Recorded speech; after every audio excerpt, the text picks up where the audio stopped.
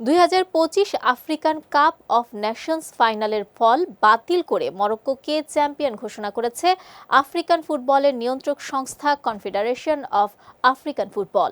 গত 18 জানুয়ারি রাবাতে অনুষ্ঠিত সেই ফাইনালে মরক্কোকে 1-0 গোলে হারায় সেনেগাল।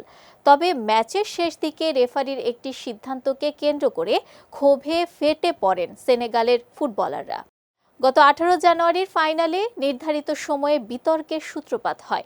প্রথমে সেনেগালের ফরওয়ার্ড ইসমাইলা সারের একটি গোল বাতিল হয়। এরপর ম্যাচের শেষ মুহূর্তে ভিএআর এর সহায়তায় মরক্কো পেনাল্টি পায়।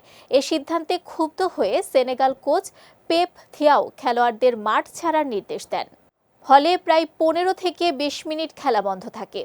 পরে তারা মাঠে ফিরলে ব্রাহিম দিয়াজের নেয়া পেনাল্টি ঠেকিয়ে দেন সেনেগালের গোলরক্ষক এদুয়ার্দ মেন্দি।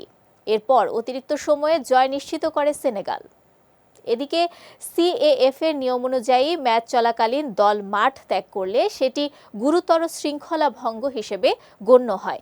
মরক্কোর ফুটবল ফেডারেশনের আপিলের পর সিএএফ আপিল বোর্ড জানায় সেনেগাল দলীয় আচরণের মাধ্যমে প্রতিযোগিতার বিধিমালা ভঙ্গ করেছে। ফলে নিয়ম অনুসারে 3-0 ব্যবধানে জয় দেয়া হয় মরক্কোকে। এদিকে এ ঘটনার পর প্রাথমিকভাবে সেনেগালের উপর জরিমানা আরোপ করা হয় এবং সংশ্লিষ্ট কিছু খেলোয়াড় ও কর্মকর্তার উপর নিষেধাজ্ঞাও দেওয়া হয়েছিল। সেনেগাল জানিয়েছে তারা এ সিদ্ধান্তের বিরুদ্ধে আন্তর্জাতিক ক্রীড়া আদালতে আপিল করবে।